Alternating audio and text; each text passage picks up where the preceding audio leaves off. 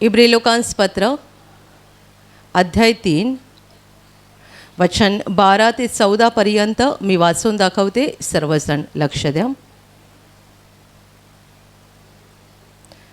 बंधुजन हो, जिवंत देवाला सोडून देण्या इतके अविश्वासाचे दुष्ट मन तुम्हातील कोणाचेही असू नये म्हणून जपा. जोपर्यंत आज म्हटलेला वेळ आहे तोपर्यंत तुम्ही एकमेकांना प्रतिदिवशी बोध करा. हेतू हा की पापाच्या फसवणुकीने तुम्हातील कोणी कठीण होऊ नये. कारण जर आपण आपला आरंभीचा भरवसा शेवटपर्यंत दृढ धरला तरच आपण ख्रिस्ताचे भागीदार झालो आहो. Hallelujah, hallelujah, hallelujah, hallelujah, hallelujah, hallelujah, hallelujah. माझ्या प्रिय भावांनो आणि बहिणींनो, देवाचं वचन आपल्याला शिकवत आहे की बंधुजन हो, जिवंत देवाला सोडून देण्या इतके अविश्वासाचे दुष्ट मन तुम्हातील कोणाचेही असू नये म्हणून जपा. अविश्वासाचं दुष्ट मन आपल्याकडे असता कामा नये. देवाला सोडण्या इतकं इथे जिवंत देवाला अजून जास्त स्पष्ट करून दिलेलं आहे. जिवंत देवाला सोडण्या इतकं अविश्वासाचं दुष्ट मन आपल्यातील कोणाचंही असू नये म्हणून आपण जपलं पाहिजे असं देवाचं वचन आपल्याला शिकवत आहे. कारण हे वचन लिहिण्याआधी सुरुवातीच्या सगळ्या वचनांमध्ये ही गोष्ट स्पष्ट करून सांगण्यात आलेली आहे की देवाचे निवडलेले लोक इस्रायल यातील किती लोकांनी कसा देवाशी विश्वासघात केला, ते कसे बंडखोरपणे वागत गेले आणि कसे आपला अविश्वास प्रकट करत गेले आणि त्यांच्या अविश्वासामुळे देव त्यांच्यावर कसा संतापला आणि त्यांना त्याचे कसे परिणाम भोगावे लागले, हे सगळं आधीच्या वचनात म्हटलेलं आहे. आणि त्यांनी तसं केलं तर आपण ते करू नये आणि आपण तसे दुष्ट बनू नये म्हणून हे वचन आपल्याला सल्ला देत आहे. Hallelujah, hallelujah, hallelujah, hallelujah, hallelujah.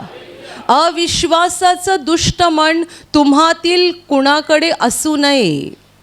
आणि म्हणून पुढच्या वचनात म्हटलेलं आहे की म्हणून तुम्ही प्रतिदिवशी एकमेकांना बोध करा. एकमेकांना बोध करा. बोध म्हणजे सत्याचं ज्ञान, चांगली शिकवण. एकमेकांना बोध करत राहा, एकमेकांना देवाचं ज्ञान देत राहा, या हेतूने की तुम्हातील कोणी पापाच्या फसवणुकीने कठीण बनू नये. कारण आपण आपला आरंभीचा भरवसा, प्रथम विश्वास, सुरुवातीचा विश्वास जर शेवटपर्यंत दृढ धरला, अखेरपर्यंत पहिला विश्वास आपण शेवटपर्यंत मजबूत पकडून ठेवला तरच आपण ख्रिस्ताचे भागीदार झालो आहो. Hallelujah, hallelujah. इथे आरंभीचा भरवसा हा शब्द वापरलेला आहे, हा पण फार महत्त्वाचा आहे. याचं कारण मी तुम्हाला सांगणार आहे. माझ्या प्रिय भावांनो आणि बहिणींनो, जेव्हा माणूस जीवनामध्ये हतबल असतो, निराश असतो आणि त्याला कुठलीही कशीही आशा दिसत नाही, तेव्हा तो येशूकडे येतो. प्रभू येशूकडे आल्यानंतर त्याला समजतं की देव केवढा चांगला आहे. मला एवढ्या वर्षात हे माहिती नव्हतं की देवाचं माझ्यावर प्रेम आहे. मला एवढ्या वर्षात हे समजलंच नाही की देवाचं माझ्याकडे लक्ष आहे. आणि म्हणून जेव्हा आम्ही प्रभूकडे येतो आणि त्याला ओळखतो, त्याचं प्रेम बघतो, त्याचं सामर्थ्य अनुभवतो, तेव्हा आमच्या हृदयामध्ये विश्वास निर्माण होतो. आणि जसजसे आम्ही प्रभूकडे येत राहतो किंवा प्रार्थना करत राहतो, देवाची वचनं वाचतो आणि त्यामध्ये वाढायचा प्रयत्न करतो, तसतसा हा आमचा विश्वासही वाढत जातो. हालेलुया. पण पुढे असं घडतं की एकदा माणसाचं पोट भरलं की तो समाधानी होतो. समाधानी. एकदा देवाने आपल्याला कठीण स्थितीतून बाहेर काढलं आणि सगळं काही व्यवस्थित झालं, सुशेगात झालं, की हळूहळू आपलं लक्ष चुकीच्या गोष्टींकडे जायला सुरुवात होते. जेव्हा आपल्याकडे काही नव्हतं तेव्हा आपल्यासाठी पैसा महत्त्वाचा नव्हता, देव महत्त्वाचा होता. पण जेव्हा आपल्याकडे भरपूर पैसा यायला लागला तेव्हा मग आपल्यासाठी पैसा महत्त्वाचा व्हायला लागला आणि देवाकडे दुर्लक्ष व्हायला लागलं. किती लोकांच्या बाबतीत हे असं घडतं. उगाच हे वचन म्हटलं नाही आहे आणि हे वचन येशूवर विश्वास ठेवणाऱ्या लोकांना लिहिलेलं आहे, मंडळीला लिहिलेलं हे पत्र आहे. म्हणजे विश्वासणाऱ्यांनाच सांगितलं जात आहे की तुमच्याकडे अविश्वासाचं दुष्ट मन असू नये म्हणून काळजी घ्या, जपा. असं समजू नका आज माझा येशूवर विश्वास आहे, 10 वर्षानंतर पण असणार आहे, 15 वर्षानंतर पण असणार आहे. नाही, कारण बायबल विश्वासाला प्रॉपर्टी म्हणतं, संपत्ती म्हणतं. आणि जर ती संपत्ती आहे तर तुम्हाला त्याला जपलं पाहिजे, सांभाळलं पाहिजे, त्याची काळजी घेतली पाहिजे. जर तुम्ही या संपत्तीची काळजी घेतली नाही तर ही संपत्ती चोरीला जाईल आणि एक दिवस तुमचं मन अविश्वासाचं दुष्ट मन बनेल, जे देवाला मुळीच पसंत पडणार नाही. Hallelujah, hallelujah, hallelujah, hallelujah. जे लोक प्रभू येशूकडे येतात, आशीर्वाद मिळवतात, त्याचं सामर्थ्य अनुभवतात, त्याचं प्रेम बघतात, किती वेळा ते आनंदाने विश्वास ठेवतात आणि काही काळ हा त्यांचा विश्वास ते वाढवत राहतात. पण जेव्हा त्यांना शारीरिक तृप्ती येते, भौतिक तृप्ती येते, भौतिक गोष्टी जेवढ्या काही गरजेच्या होत्या, जे काही मिळायचं होतं ते भरपूर भरपूर भरपूर मिळालं की मग हळूहळू देवापासून त्यांचं लक्ष दूर व्हायला सुरुवात होते, भौतिक गोष्टींकडे लक्ष जाते आणि मग त्यांना आपल्या जीवनातलं देवाचं महत्त्व पण कमी वाटायला लागतं. पूर्वी 5,000 पगार होता तेव्हा देव खूप महत्त्वाचा वाटत होता. आता 80-90 हजार पगार झाला, आता पैसा महत्त्वाचा वाटतो. एक दिवस प्रार्थनेला दांडी मारली चालेल, पण कामाला दांडी नाही मारायची. एक दिवस प्रार्थनेला नाही गेलो चालेल, पण ड्युटी बरोबर केली पाहिजे. एक दिवस आपली व्यक्तिगत प्रार्थना नाही झाली तरी चालेल, पण आपला व्यवसाय किंवा आपला बिझनेस मात्र तत्परतेने केला पाहिजे. हे कधी झालं? म्हणजे काय झालं? कधी झालं? जेव्हा तुम्हाला भौतिक गोष्टी महत्त्वाची वाटायला लागली. आणि कधी वाटायला लागली? जेव्हा तुमच्याकडे ते विपुल आलं आणि तुमचं लक्ष त्याच्याकडे लागलं. Hallelujah, hallelujah. हेच तर त्या इस्रायल लोकांच्या बाबतीत झालं. जेव्हा ते मिसर देशामध्ये फारोच्या गुलामगिरीमध्ये होते तेव्हा हाल हाल भोगत होते, हाल हाल, इथपर्यंत की त्यांचा राजा फारो याने फरमान काढलं होतं की लहान बालकं मारली जावीत. इस्रायलमध्ये लहान बाळ राहताच कामा नये. तुम्ही मला सांगा काय दिवस असतील त्यांचे. बाळ जन्माला आलं आणि राजाला बातमी मिळाली की राजाचे सैनिक येणार आणि बाळ मारून टाकणार. हजारो बालकं मारली गेली. इस्रायल लोकांमधली हजारो बालकं मारली गेली. तेव्हाच तर हा मोशे जन्माला आला आणि मोशेच्या आईने 3 महिने त्याला लपवून ठेवलं, कारण तिला माहिती होतं बातमी गेली की राजाचे सैनिक येऊन माझ्या बाळाला मारतील. 3 महिने तिने लपवून ठेवलं, पण 3 महिन्यानंतर तिला काही बाळाला जास्त काळ लपवणं शक्य झालं नाही आणि मग तिने एका टोपलीत घालून ते नदीमध्ये सोडलं आणि मग पुढे मोशेची कहाणी सुरू झाली. ते बाळ मिळालं कुणाला? राजघराण्यातल्या बाईला, आणि तिने तिचा मुलगा म्हणून वाढवलं. हे सगळं देवाच्या योजनेनुसार घडलं. एकटा मोशेच काय तो त्या काळात वाचला जेव्हा बाळ म्हणून होता. किती बाळं मारली गेली. इस्रायल लोकांचा छळ झाला, हाल हाल झाले. गुलाम म्हणून फारो राजा त्यांच्याकडून भयंकर रीतीने कामं करून घेत असे आणि अतिशय वाईट अवस्थेमध्ये ते होते. त्या काळामध्ये ते देवाला हाक देत होते, रडत होते. तुम्हाला माहिती आहे किती काळ? बायबल म्हणतं हे लोक 400 वर्षे फारोच्या गुलामगिरीत राहिले. 400, म्हणजे त्यांची मुलं, मुलांची मुलं, मुलांची मुलं, असं करत 400 वर्षे फारोचा जाच त्यांनी सहन केला. रडले, ओरडले, देवाला हाक दिली, देवा आम्ही तुझे निवडलेले लोक आहोत ना, मग हे आमचं काय चाललेलं आहे? हा जुलमी राजा आमच्यावर अन्याय करतोय, आम्हाला छळतोय, त्रास देतोय, आमची बालकं मारली जात आहेत आणि तू कुठे आहेस? ते रडत होते, देवाचा धावा करत होते, अहोरात्र देवा देवा देवा करत होते. आणि अखेर देवाने त्यांची वाणी ऐकली, देवाने त्यांचा आवाज ऐकला आणि त्यांना सोडवायला पाठवला मोशे. हाच मोशे ज्या रीतीने त्याला आईने लपवून ठेवलं आणि नंतर नदीमध्ये पाण्यात सोडून दिलं. Hallelujah, hallelujah, hallelujah. मोशे मोठा झाला आणि या मोशेचाच देवाने वापर केला इस्रायल लोकांना फारोच्या गुलामगिरीतून बाहेर काढण्यासाठी. हे लोक फारोच्या गुलामगिरीतून बाहेर पडले मोशेच्या नेतृत्वाखाली. मोशेने त्यांना तिकडून बाहेर काढलं आणि तेव्हापासून देव त्यांच्यासोबत कसकसा राहिला. देवाने त्यांच्यासाठी कसकशी अद्भुत कामं केली, त्यांना कसकसं वाचवलं, कसे आशीर्वाद दिले, हे सगळं बायबलमध्ये लिहिलेलं आहे. पण जेव्हा फारोच्या गुलामगिरीतून बाहेर पडले तेव्हा विसरले की आम्ही कुठे होतो, कुठे होतो आम्ही, कसे होतो आम्ही, काय चाललेलं आमच्या बाबतीत, विसरून गेले. आणि जसे पुढे पुढे पुढे जात राहिले, एकामागून एक देव त्यांच्यासाठी अद्भुत कामं करत राहिला. जेव्हा फारो त्यांचा पाठलाग करत होता तेव्हा ह्यांना जाण्यासाठी वाट नव्हती, कारण पुढे समुद्र होता. देवाने यांच्यासाठी भर समुद्रात कोरडा रस्ता तयार केला. बायबल म्हणतं की समुद्राचं पाणी भिंतीसारखं उभं राहिलं आणि समुद्रामध्ये कोरडी वाट तयार झाली. इस्रायल लोक भर समुद्रात कोरड्या जमिनीवरून चालत गेले, ते पलीकडे गेले आणि त्यांच्या मागोमाग फारोचे सैनिक घुसले.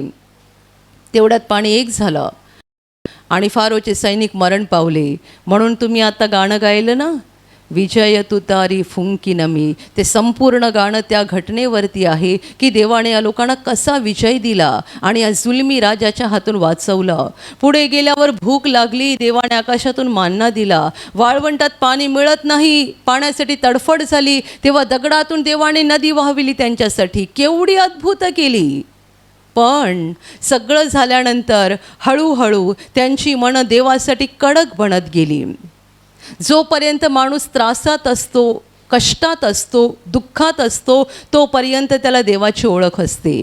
जेव्हा तो यातून बाहेर येतो आणि सगळं काही व्यवस्थित चालायला लागतं तेव्हा मात्र तो देवाला विसरतो. म्हणून बायबल म्हणतं अविश्वासाचं दुष्ट मन. ज्यांनी देवावर अविश्वास दाखवला ते दुष्ट मनाचे लोक आहेत. आणि तुमचं तसं असू नये. आपलं म्हणजे केवळ तुमचंच नाही, त्याच्यात मी पण आहे, आपल्यापैकी कुणाचंही असं मन असू नये. म्हणून आपण काळजी घेतली पाहिजे, जपलं पाहिजे. Hallelujah, hallelujah, hallelujah, hallelujah, hallelujah. अतिशय कष्टामध्ये, त्रासात, दुःखात असताना लोक येशूकडे येतात, काही काळ चांगला विश्वास ठेवतात आणि नंतर सगळं काही व्यवस्थित झालं की हळूहळू हळू या विश्वासातून दूर जातात. एक दिवस विश्वास संपून जातो. मी तर असे काही लोक बघितलेले आहेत की जे फक्त अडचणीच्या वेळेलाच प्रार्थनेला येतात. किती हुशार आहेत ना, म्हणजे तुमच्यासारखे वेडे नाही आहेत. जेव्हा खूप पाऊस पडतो आणि तुम्हाला काही समस्या नाही आहे, कशाला येत आहे प्रार्थना घरात सांगा? जेव्हा खूप पाऊस पडतोय, रस्ते पाण्याने भरलेले आहेत, अशा वेळेला कुठे 1 लाख रुपये मिळणार असतील म्हणून तुम्ही बिझनेस करायला गेलात तर चांगली गोष्ट आहे. पण देवाच्या घरात काय करायला येणार? देवाच्या घरात कधी दारासमोर गाडी उभी असेल, सगळं व्यवस्थित असेल, आरामात येता येत असेल तर यायचं, अशी लोकांची धारणा आहे. अडचणीच्या वेळेला म्हणजे काही त्रास झाला की येणार, प्रार्थना करा, प्रार्थना करा, असं झालं तसं झालं, प्रार्थना केली, 1-2-4 वेळेला येत राहणार आणि मग समस्या सुटली की पुन्हा गायब. पुन्हा कधी उगवणार? 8-10 महिन्याने. काय झालं आहे? काहीतरी झालं आहे. आणि मग अशा लोकांच्या बाबतीत आम्हाला पण सवय होते, हाच प्रार्थनेला आला आहे म्हणजे याचं काहीतरी झालं आहे, काहीतरी झाल्याशिवाय प्रार्थनेला येणार नाही. Hallelujah, hallelujah, hallelujah, hallelujah. पण ज्याला काही झालंच नाहीये, डोकं दुखत नाहीये, पाय दुखत नाहीयेत, कंबर दुखत नाहीये, ना काही समस्या आहे, पण तो म्हणतो मी आलोय, मी आले. कशासाठी? माझं देवावर प्रेम आहे, माझं देवावर प्रेम आहे. त्याने मला एवढं काही दिलेलं आहे, एवढं काही की त्याचे आभार अनंत काळ पण मला मानता येणार नाहीत. म्हणून मी आलो आहे, म्हणून मी आले, काही मागायला आले नाही आहे. Hallelujah, hallelujah, hallelujah, hallelujah. अविश्वासाचं दुष्ट मन असू नये म्हणून जपा. रोज एकमेकांना बोध करा. कशासाठी? पापाच्या फसवणुकीने तुम्हातील कोणी कठीण बनू नये. पाप माणसाला फसवतं, माणूस कठीण बनतो, देवापासून दूर जातो. ज्याला पाप आवडतं त्याला देव नकोसा असतो. येशू म्हणाला, मी तुम्हाला जीवन देतो, तरी माझ्याकडे येण्याची तुम्हाला इच्छा होत नाही. मी तुम्हाला जीवन देतो, तरी माझ्याकडे येण्याची तुम्हाला इच्छा होत नाही. तुम्ही का येत नाही? कारण तुमची कामं अंधाराची कामं आहेत आणि तुम्हाला ती सोडायची नाही आहेत. मी प्रकाश आहे, माझ्याकडे आल्यानंतर तुम्हाला अंधार सोडावा लागेल, वाईट कामं सोडावी लागतील, म्हणून तुम्ही माझ्याकडे येत नाही. Hallelujah, hallelujah, hallelujah. आणि पुढे वचन म्हणतं, आपण आपला आरंभीचा भरवसा शेवटपर्यंत दृढ धरला तरच आपण ख्रिस्ताचे भागीदार झालो आहो. आरंभीचा भरवसा, प्रथम विश्वास, शेवटपर्यंत आपल्याला दृढ आणि मजबूत असा पकडून ठेवता आला पाहिजे, तरच आपण ख्रिस्ताचे भागीदार झालो आहोत. या वचनाला फार मोठा अर्थ आहे. अर्थ अशासाठी मी म्हणते की अनेकांचा विश्वास नंतर नंतर नंतर बदलत जातो, बदलत जातो. तुम्ही पहिल्याने इकडे आलात तेव्हा काय विश्वास ठेवलात? तुम्हाला काय सुवार्ता मिळाली? तुम्ही काय देवाचं वचन ऐकलं आणि वाचलं आणि तुम्ही काय विश्वास ठेवला ते? आणि पुढे 10 वर्षांनी तुमचा काय विश्वास आहे? 15 वर्षांनी तुमचा काय विश्वास आहे? आणि मरताना तुमचा काय विश्वास आहे? ते फार महत्त्वाचं आहे.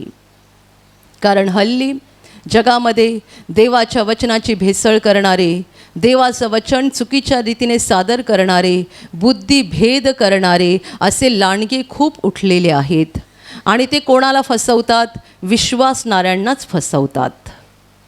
ज्यांनी आधी येशूला ओळखलेलं आहे, येशूवर विश्वास ठेवलेला आहे, त्यांना येशूची खरी पक्की सुवार्ता मिळालेली आहे, त्यांनाच जाऊन ते बहकवतात आणि देवाच्या वचनाचा वेगळा अर्थ, चुकीचा अर्थ लावून त्यांना शिकवतात. आणि मग त्यांना वाटायला लागतं हे बरोबर आहे, ते बरोबर आहे. अशा रीतीने किती लोक आपल्या खऱ्या विश्वासाचा त्याग करून चुकीच्या मार्गावरती गेलेले आहेत. Hallelujah, hallelujah, hallelujah. आपल्याकडे प्रार्थनेला येणारे पण खूप लोक असे चुकीच्या ठिकाणी गेलेले आहेत, जिथे त्यांना चुकीचा विश्वास दिला जातो. चुकीचा विश्वास जो देवापासून नाही आहे. ते देवाचीच वचनं घेतात आणि देवाच्याच वचनाला तोडून मोडून वेगळ्या पद्धतीने सादर करतात. खरं म्हणजे ते मेंढरं दिसतात, पण ती मेंढरं नाही आहेत, मेंढराच्या वेशातली लांडगे आहेत. Hallelujah, hallelujah, hallelujah. मी त्या दिवशी यूट्यूबवरती एक व्हिडिओ बघितला. त्यामध्ये काही लोक येशूवर विश्वास ठेवणाऱ्या लोकांना समजावून देत होते आणि पटवून देत होते. काय समजावून देत होते माहीत आहे? जुन्या कराराच्या काळात देवाने त्याचं नाव यहोवा सांगितलं, नवीन कराराच्या काळात देवाने त्याचं नाव येशू सांगितलं, आणि आता तो परत आलेला आहे एका वेगळ्या नावाने. सर्वशक्तिमान परमेश्वर या नावाने तो परत आलेला आहे आणि हे आता देवाचं तिसरं नाव आहे. आम्ही जे तुम्हाला सांगतो तो तोच आहे, वेगळा देव नाही आहे. त्याच्याविषयीच आम्ही तुम्हाला शिकवतो आणि त्यांनी वेगळं बायबल बनवलेलं आहे आणि त्याच्यातून भलतं सलतं लोकांना शिकवतात. आणि येशूवर विश्वास ठेवणारे लोक माना डोलवतात आणि म्हणतात हां हे खरं आहे. त्या व्हिडिओला किती ख्रिस्ती लोकांनी पण कॉमेंट दिलेले आहेत की हां हे असं आहे का, आम्हाला आता खरं कळालं. छान. म्हणून बायबल म्हणतं शेवटल्या काळी जगामध्ये विश्वासाचा त्याग होईल. विश्वासाचा त्याग. विश्वास ही प्रॉपर्टी आहे, संपत्ती आहे. तुम्ही आज ट्रेनमधून आलात, दागिने घालून आला नाहीत ना? आणि घातले असतील तर किती सांभाळून सांभाळून. एक बाई ट्रेनमधून प्रवास करते आणि तिच्या गळ्यात जर एक चैन असेल तर ती असा हात धरून ठेवते. का? सगळ्यांना माहिती आहे. सोनं केवढं सांभाळता, पैसे केवढे सांभाळता, मोबाईल केवढा सांभाळता. या सगळ्यापेक्षा विश्वासाला सांभाळा. तुमचं सोनं चोरीला गेलं त्याच्याने मोठं नुकसान होणार नाही. तुमचे पैसे चोरले गेले, तुमचा मोबाईल चोरीला गेला त्याच्याने मोठं नुकसान होणार नाही. पण तुमचा विश्वास जर चोरीला गेला तर त्याच्याने तुमचं फार मोठं म्हणजे अनंतकालीन नुकसान होणारं, अनंतकालीन नुकसान. म्हणून पैसे गेले चालतील आणि सोनं गेलं चालेल, पण विश्वास मात्र चोरीला जाता कामा नये. ती प्रॉपर्टी आहे, संपत्ती आहे, तिला आम्ही जपलं पाहिजे, त्याची काळजी घेतली पाहिजे आणि ती प्रॉपर्टी वाढवली पाहिजे. त्या प्रॉपर्टीमध्ये गोंधळ घालून चुकीचं त्यामध्ये प्रवेश करता कामा नये. Hallelujah, hallelujah, hallelujah, hallelujah. जेव्हा बायबल लिहिलं गेलं म्हणजे नवा करार लिहिला गेला तेव्हा पण जगामध्ये चुकीचे लोक होते, ज्यांना खोटे ख्रिस्त किंवा खोटे संदेष्टे असं बायबल म्हणतं. ते सगळं तेव्हा होतं. पण आत्ता आपण युगाच्या अंताला येऊन पोहोचलेलो आहोत, म्हणून आत्ता हे फार मोठ्या प्रमाणात वाढलेलं आहे, अतिशय मोठ्या प्रमाणात वाढलेलं आहे. भयंकर रीतीने सैतान माणसाला फसवायचा प्रयत्न करतो, पण तो त्याचा अक्राळ विक्राळ रूप घेऊन आमच्यासमोर येत नाही. एखाद्या सभ्य माणसासारखा, सभ्य बाईसारखा आमच्यासमोर उभा राहतो. सभ्य पुरुषाचं आणि सभ्य स्त्रीचं सोंग घेऊन तो आमच्यासमोर उभा असतो आणि आम्हाला तो फसवतो आणि आम्ही त्यांच्या शब्दावर विश्वास ठेवतो आणि आमचा आरंभीचा विश्वास बदलत बदलत बदलत जातो. आरंभीचा विश्वास. Hallelujah, hallelujah, hallelujah. पूर्वी आपले लोक जेव्हा प्रार्थनेला यायचे तेव्हा तिकडे नायगाव स्टेशनजवळ पण काही माणसं उभी असायची. तुम्हाला चुकीचं शिकवलं जात आहे, तिकडे जाऊ नका, कुठे या, आमच्याकडे या, आम्ही तुम्हाला बरोबर शिकवतो, हे असं आहे ते तसं आहे. काही लोक म्हणतात येशू तर आलेला आहे, येशूने सांगितलं होतं ना की तो आलेला आहे, तर तो अमुक देशामध्ये आलेला आहे आणि आम्ही त्याचाच प्रचार करत आहोत. हालेलुया. आणि मग फसणारे फसतात. म्हणून आम्ही तुम्हाला नेहमी शिकवतो, बायबल वाचा, देवाची वचनं आतमध्ये घ्या. का आतमध्ये घ्या? ती जर तुमच्या आतमध्ये असतील ना तर बाहेर जे काही चाललेलं आहे ते देवापासून आहे की नाही, बोलणारा मेंढरू आहे की लांडगा आहे हे तुम्हाला तेव्हाच कळेल. येशूने तर आधीच सांगितलं होतं, शेवटल्या दिवसात कोणी तुम्हाला सांगतील ख्रिस्त इकडे आहे, ख्रिस्त तिकडे आहे. म्हणजे येशूने हे आधीच सांगितलं होतं, तो अमुक ठिकाणी आहे, तमुक ठिकाणी आहे असं लोक तुम्हाला सांगतील, तुम्ही त्यांचं ऐकू नका. कारण मनुष्याचा पुत्र आता कुठे येऊन राहणार नाही आहे. जशी वीज आकाशाच्या एका टोकापासून दुसऱ्या टोकापर्यंत चकाकत जाते तसा मनुष्याचा पुत्र येणार आहे. हालेलुया. म्हणजे वीज चकाकली सगळे बघतात, तसं आता जेव्हा येशू येणार तेव्हा सगळे बघतील. तो कुठे फ्लॅटमध्ये जाऊन राहणार नाही आहे की बंगल्यामध्ये राहणार नाही आहे की आम्हाला माहिती नव्हतं. Hallelujah, hallelujah, hallelujah. पण आरंभीचा भरवसा जर आम्हाला शेवटपर्यंत टिकवून ठेवायचा असेल तर काय केलं पाहिजे? सगळ्यात पहिली गोष्ट, प्रार्थना करून देवाशी जवळचं नातं स्थापलं पाहिजे. देवाशी जवळचं नातं तुम्हाला रोज वाटायला पाहिजे, मी एकटी नाही आहे, मी एकटा नाही आहे, कोणीतरी एक सदैव माझ्याबरोबर आहे. सतत कोणीतरी एक सतत माझ्या बरोबर आहे. आणि तो कोण? माझा प्रभू, माझा बाप, माझा मुक्तिदाता. तुम्ही घरामध्ये एक अर्धा तास की एक तास दार बंद करून प्रार्थना करायला बसता तेव्हाच तो तुमच्या बरोबर असतो असं नाही. तुम्ही रस्त्यावरून चालताय तेव्हा पण तो तुमच्या बरोबर आहे. तुम्ही गाडीत बसलेला आहात तेव्हा पण तो तुमच्या बरोबर आहे. तुम्ही कुठे प्रवासात आहात तिकडे पण तो तुमच्या बरोबर आहे. तुम्ही ऑफिसमध्ये आहात, कंपनीत आहात, तिकडे पण तो तुमच्या बरोबर आहे. Hallelujah, hallelujah. हालेलुया. देवाच्या एका मोठ्या सेवकाने सांगितलेला एक फार सुंदर अनुभव आहे. एका ठिकाणी सुवार्ता प्रसाराला जाताना त्यांना अशा वाटेतून जायचं होतं जी अगदीच निर्जन आणि काळोखी वाट होती आणि त्यांना फार भीती वाटत होती की या वाटेवरून मी कसा जाणार. पण त्यांच्या हृदयात एक तळमळ होती. पलीकडे राहणारे लोक अतिशय गरिबीत, दुःखात आणि अंधारात जगतायत. त्यांना ख्रिस्ताची सुवार्ता कोणी सांगितलीच नाही आहे. मला तिकडे गेलं पाहिजे आणि त्यांना सांगितलं पाहिजे. जायला जो रस्ता होता तो इतका भयानक होता, कारण ते असे लोक होते ज्यांचा जगाशी काही संबंधच नव्हता. त्यांच्याकडे पोहोचणं अतिशय कठीण गोष्ट होती. पण हे देवाचे सेवक जायला निघाले आणि ते म्हणतात, जेव्हा मी तिकडे जवळ पोहोचलो, म्हणजे ती भयानक वाट सुरू होणार होती, तिकडे जेव्हा मी पोहोचलो मला खूप चिंता वाटत होती, ही वाट मी कशी पार करेन. पण मी एका विश्वासाने चालत राहिलो आणि चालता चालता माझ्या लक्षात आलं माझ्या बाजूला दुसरा पण कोणीतरी चालतोय, कारण मला त्याचे पाय दिसायला लागले. आणि एका क्षणात माझी भीती निघून गेली आणि एकदम निर्भय होऊन मी चालायला लागलो आणि ते पाय माझ्या सोबत सोबत सोबत चालत होते. आणि जेव्हा ती वाट संपली तेव्हा ते पाय दिसायचे बंद झाले. हालेलुया. याचा अर्थ काय? येशू त्यांना सोडून गेला नाही. जेव्हा गरज होती तेव्हा येशूने दृश्य रूपात त्यांना दाखवून दिलं की मी आहे तुझ्याबरोबर. आणि गरज संपली तेव्हा येशू अदृश्य झाला, पण अदृश्य रूपाने त्यांच्यासोबत होता. आता तुला गरज नाही आहे मला बघण्याची. जेव्हा तुला वाटत होतं मी एकटा आहे आणि एवढ्या भयानक रस्त्यावरून मी कसा चालणार, तेव्हा मी तुला दाखवून दिलं की मी तुझ्याबरोबर आहे. देवाशी असं नातं स्थापन करा, असं नातं की कधीच वाटतं कामा नाही मी एकटा आहे, मी एकटी आहे. कधीच नाही. कुठेही असा देव माझ्याबरोबर आहे. पण ह्यासाठी काय? देवाशी असं नातं स्थापन केलं पाहिजे. सतत प्रार्थना केली पाहिजे, सतत देवाची उपकार स्तुती केली पाहिजे, सतत देवाशी बोलत राहिलं पाहिजे, देवाशी घट्ट चिकटून राहायला पाहिजे. आणि दुसरी महत्त्वाची गोष्ट, देवाची वचनं वाचा आणि ती वचनं आत्मसात करा.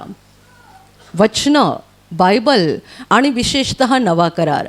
जुना करार वाचू नका असं नाही आहे, जुना करारही वाचा, कारण जुन्या करारातून आपल्याला देवाचं मन, देवाचे मार्ग, देवाच्या योजना फार सुंदर रीतीने कळतात.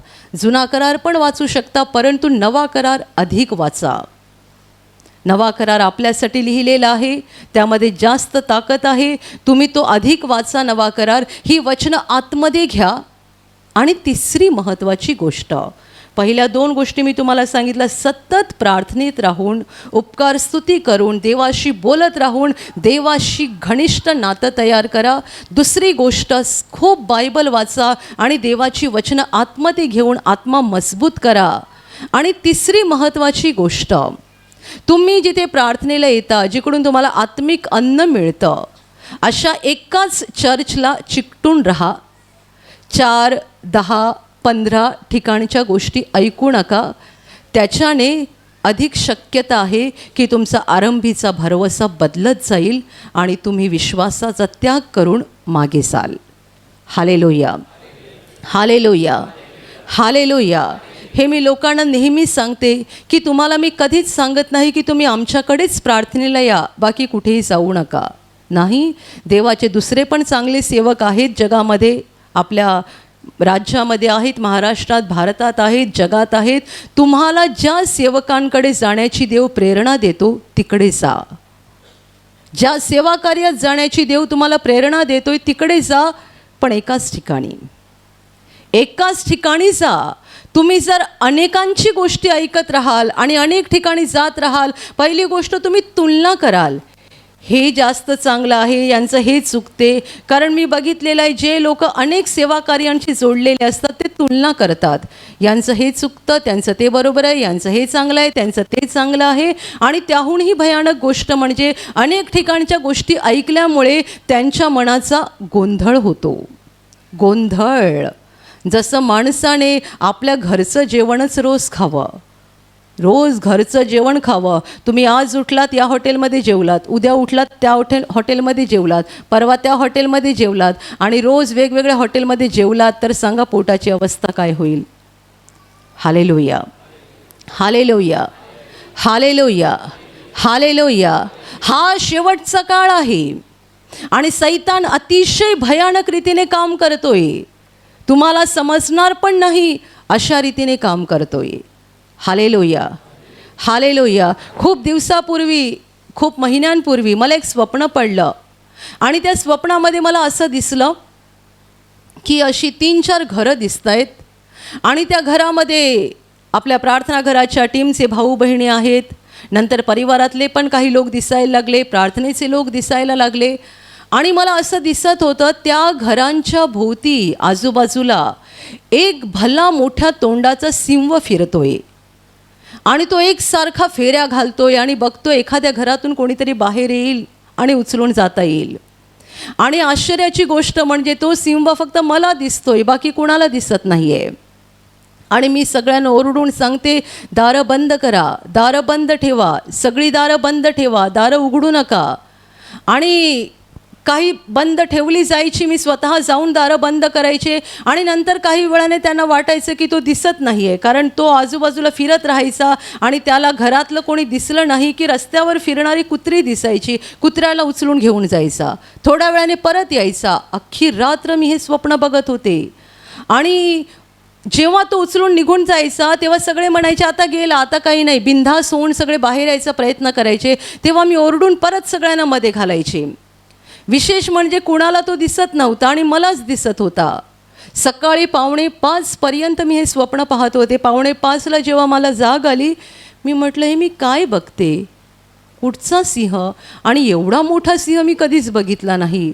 लहानपणी शाळेतून आम्हाला पिकनिकला नेलं होतं तेव्हा मी एकदा सिंह बघितला आहे, पण असा मोठा सिंह कधी बघितलेला नाही आहे की एवढा अकराळ विक्राळ भल्या मोठ्या तोंडाचा. आणि मी प्रभूला म्हटलं हे कसलं स्वप्न मला दिसलं. तेव्हा आतून आवाज आला, तो सिंह नव्हता, तो सैतान होता. मी म्हटलं पण सैतान जर होता तर सैतानाचं एक रूप बायबलमध्ये आहे, तो सापाच्या रूपात येतो, जसा तो एवेकडे गेला होता. मग हा मला सिंह का दाखवलास आणि असा भयानक दिसणारा सिंह का? लगेच पवित्र आत्म्याने आठवण करून दिली. वचनात सैतानाला सिंहाची पण उपमा आहे. तो गर्जणाऱ्या सिंहासारखा कोणाला गिळावे हे शोधित फिरतो. तोपर्यंत मला ते वचन अजिबात लक्षात नव्हतं. मी असा विचार केला की सैतान सिंहाच्या रूपात कसा येईल. पवित्र आत्मा जेव्हा म्हणाला की तो सिंह म्हणजे सैतान होता, मी म्हटलं हे कसं शक्य आहे. तेव्हा देवाने मला या वचनाची आठवण करून दिली आणि तेव्हा मला समजलं की हे स्वप्न काय होतं. Hallelujah, hallelujah, hallelujah. ब्रदर एक वाक्य नेहमी बोलायचे, लांडगा कुठून येतो ते मेंढरांना दिसत नाही, मेंढपाळाला दिसतो. कारण मेंढरं चरायचं काम करतात, त्यांच्या माना खाली असतात, ते चरत राहतात, ते वर बघत नाहीत, चौफेर नजर देत नाहीत. चौफेर नजर द्यायचं काम मेंढपाळ करतो. हातामध्ये काठी घेऊन उभा असतो, मेंढरं चरतायत पण तो हातात काठी घेऊन चौफेर बघतोय कुठून लांडगा येतोय का, एखादं हिंस्र श्वापद येतं आहे का माझ्या मेंढरांना खाण्यासाठी. मेंढपाळाला लांडगा दिसतो, मेंढराला दिसत नाही. Hallelujah, hallelujah. म्हणून आज हा सल्ला जो मी तुम्हाला देत आहे, तुम्हालाच नव्हे जे यूट्यूबवर बघत आहेत आणि यानंतरही जे प्रवचन यूट्यूबवर बघत राहतील, तुम्हा सगळ्यांना हा सल्ला आहे, माझा नव्हे पवित्र आत्म्याचा सल्ला आहे. तुम्ही एकाच प्रार्थना घराला चिकटून राहा, कारण हा अतिशय कठीण काळ आहे, अतिशय कठीण काळ. जगामध्ये विश्वासाचा त्याग होत चाललेला आहे. अनेक लोकांचा विश्वास बदलत चाललेला आहे, बदलत.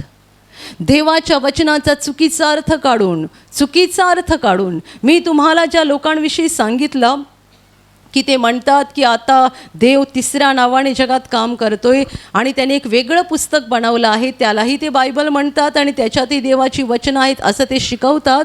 त्यांनी बायबलच्या 2 वचनाचा आधार घेतला लोकांना फसवायला. एक वचन असं, येशू म्हणाला, मला तुम्हाला खूप गोष्टी सांगायच्या आहेत पण सगळ्या तुम्हाला आता सांगता येणार नाहीत. आणि दुसरं वचन योहानाने लिहून ठेवलेलं आहे की येशूने केलेली पुष्कळ कामं आहेत पण सगळी या पुस्तकात लिहिता येणं शक्य नाही. या 2 वचनाचा आधार घेऊन त्यांनी सांगितलं, म्हणून देवाने आता दुसरं पुस्तक लिहिलं आहे. सगळं बायबलमध्ये लिहिता येणं शक्य नाही आहे असं बायबलमध्येच सांगितलेलं आहे, म्हणून हे दुसरं पुस्तक आहे आणि यात पण देवाची वचनं आहेत. सावध व्हा, जागे रहा. येशू म्हणाला, साधेल तर निवडलेल्यास देखील फसवावं. निवडलेले, देवावर विश्वास ठेवणारे आणि ज्यांनी अनंत जीवनाचा रस्ता धरलेला आहे त्यांना पण फसवावं, म्हणून हे सगळे सैतानाचे प्रयत्न सुरू आहेत. Hallelujah, hallelujah, hallelujah. अविश्वासाचं दुष्ट मन तुमच्याकडे असू नये म्हणून जपा, रोज जपा, रोज तपासा, माझा विश्वास केवढा आहे, तो वाढलाय की कमी झालाय, बरोबर आहे की चुकीचं काहीतरी त्यामध्ये शिरलेलं आहे. येशू ख्रिस्त हा देवाचा पुत्र आहे.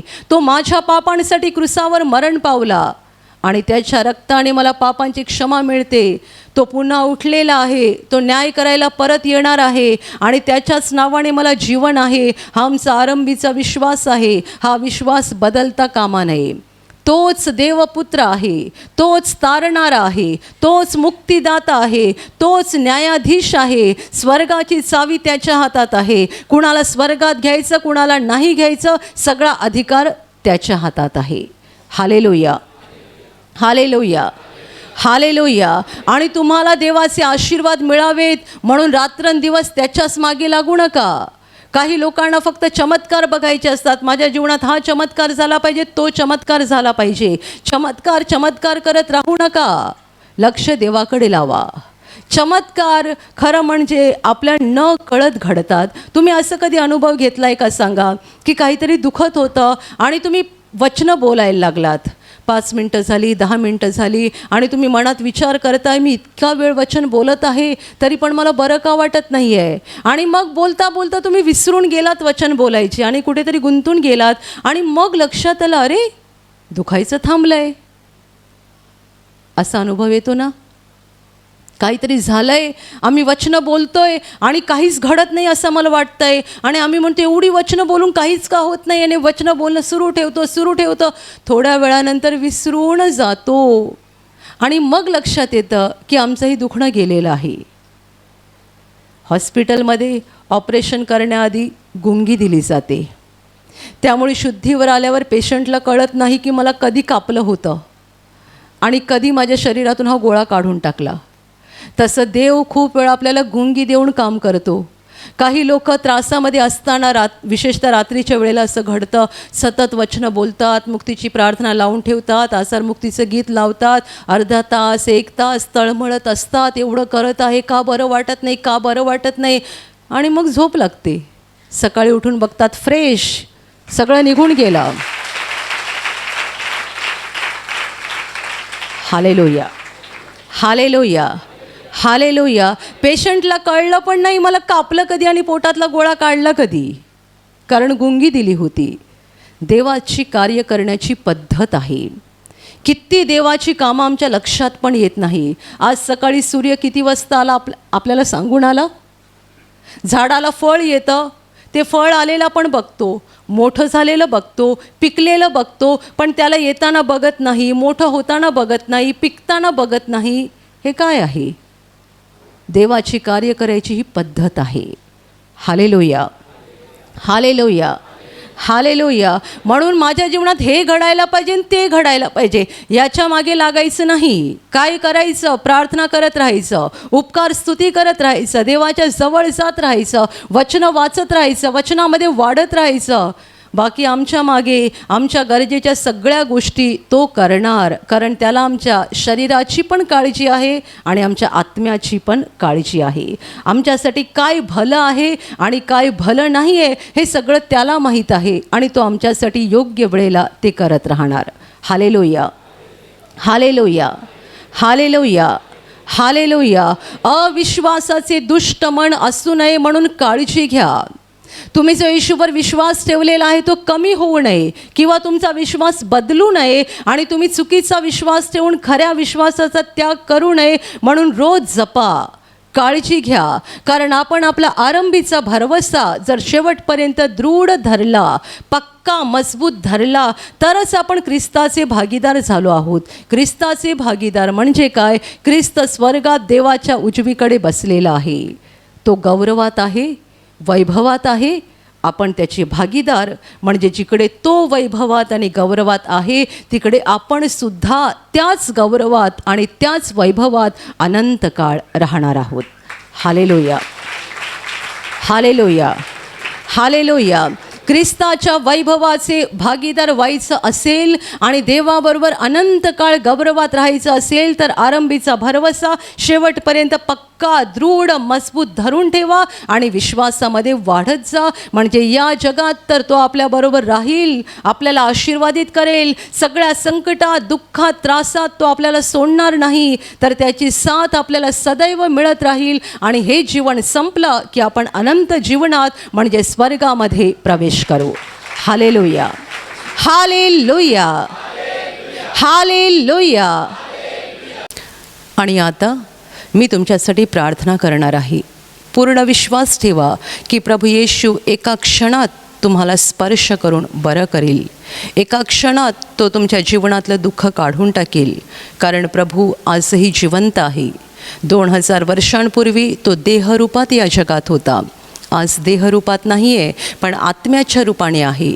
आणि जिथे जिथे लोक त्याच्यावर विश्वास ठेवतात आणि विश्वासाने त्याला हाक मारतात, तिकडे तिकडे तो त्यांच्या अगदी जवळ असतो. त्यांना बरं करायला, त्यांना आनंदित करायला आणि त्यांना सैतानाच्या हातातून सोडवायला तो नेहमीच तयार असतो. म्हणून विश्वास ठेवा, प्रभू इथे आहे. तो तुम्हाला स्पर्श करेल आणि तुमचं जीवन बदलून टाकेल. जिथे तुम्हाला आजार आहे तिथे विश्वासाने हात ठेवा आणि तिथे हात ठेवणं शक्य नसेल तर छातीवर हात ठेवा. प्रभू येशूच्या नावाने या क्षणाला तुमच्या शरीरातले सगळे आजार नष्ट होत. प्रभू येशूच्या नावाने तुमच्या जीवनातील सगळी दुःख निघून जावोत. सैतानाची सर्व कामं तुमच्या घरातून आणि तुमच्या कुटुंबातून प्रभू येशूच्या नावाने पूर्णपणे नष्ट होत. सर्व शुद्धात्म्यांनो, प्रभू येशूच्या नावाने मी तुम्हाला आज्ञा देत आहे, या क्षणाला यांना सोडून निघून जा आणि पुन्हा त्यांच्यात शिरू नका. प्रभूचं महान सामर्थ्य तुमच्यावर येऊ. पवित्र आत्मा तुमच्यावर येऊ. पवित्र आत्म्याचा आनंद तुमच्या जीवनात येऊ. पवित्र आत्म्याची शांती तुमच्या हृदयात येऊ आणि तुमचं जीवन स्वर्गीय प्रकाशाने भरून जावो. आमीन.